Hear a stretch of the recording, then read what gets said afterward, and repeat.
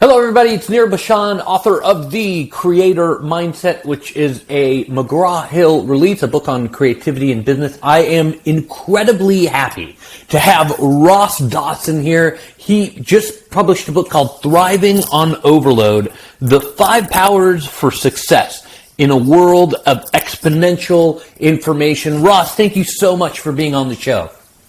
Awesome to be with you, Nir. Cool. So, Ross, why this book and why now? Well, I think it's a fairly common feeling that we have too much information because that's just the reality. We've created technologies that give us all sorts of wonderful things, but they give us too much. So we've got more information than we could ever imagine. So this is probably a pretty good time to be thinking about how is it that we can make this valuable for us. So instead of being overwhelmed from that, to be able to say, what is it, how can we use this as a resource? Because ultimately, every executive, any manager, every professional, just about everybody in the world, their resource for what it is they do is information. So this is a fundamental skill, a fundamental capability that we're not being taught to us. We have to learn it for ourselves. So this is really the perfect time to be able to provide this set of skills and capabilities to allow people to thrive in a world of unlimited information.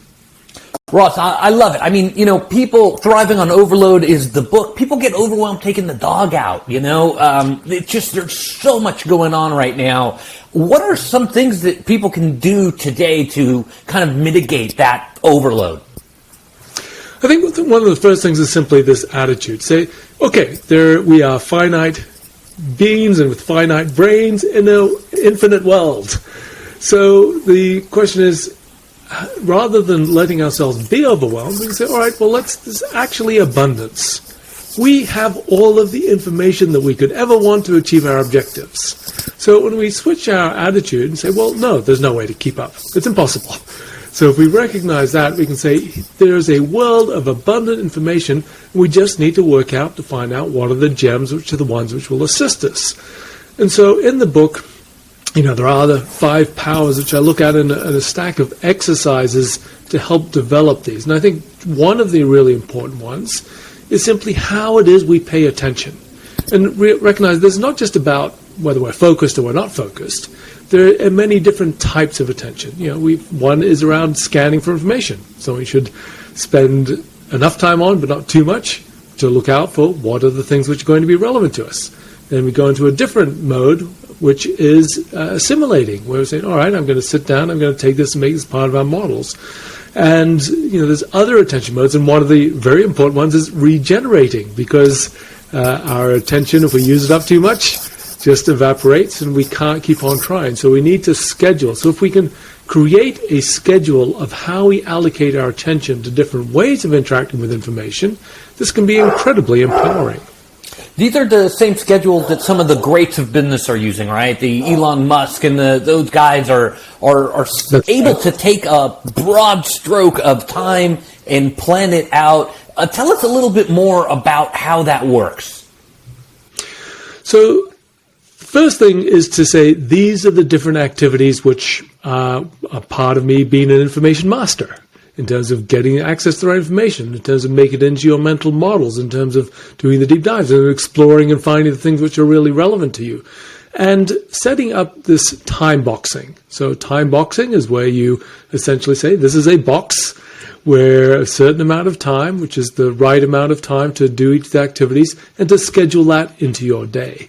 And as you say, Elon Musk, Jeff Bezos, Warren Buffett, and so on, they use these kinds of techniques because they're incredibly powerful for enabling them to access all of the resources they require, and within a certain compressed time frame, so you don't start to spend too much time looking at things which aren't relevant, and keeping yourself on track and able to use the resources to achieve the objectives you want.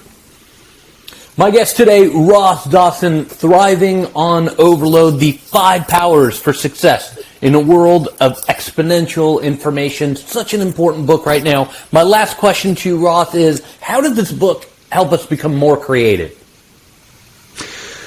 So one of the 5 powers. The final power is that of synthesis. And all synthesis is creative, and all creativity involves synthesis. So synthesis is the pulling together of ideas, the connecting the dots, the bringing together all of the different things which we've seen, which we've experienced, into making a whole out of that. And that is the fundamental human capability, the one which all leaders have in spades, to be able to see the whole and to be able to make sense of all the pieces, and the one which will keep us ahead of machines. So there's a whole array. There's I suppose, 5 different aspects that I point to in the book in terms of building those foundations to improve your capabilities at the synthesis, which is this fundamental creative capability, which I believe, which clearly, in fact, is the foundation for all innovation and what will drive the success of organizations. I love it. My guest again, Ross Dawson, his book, Thriving on Overload. This is a must-get. It's a McGraw-Hill release. It is a very, very powerful book. Ross, thank you so very much for being on the show today. It's a real pleasure, Nir.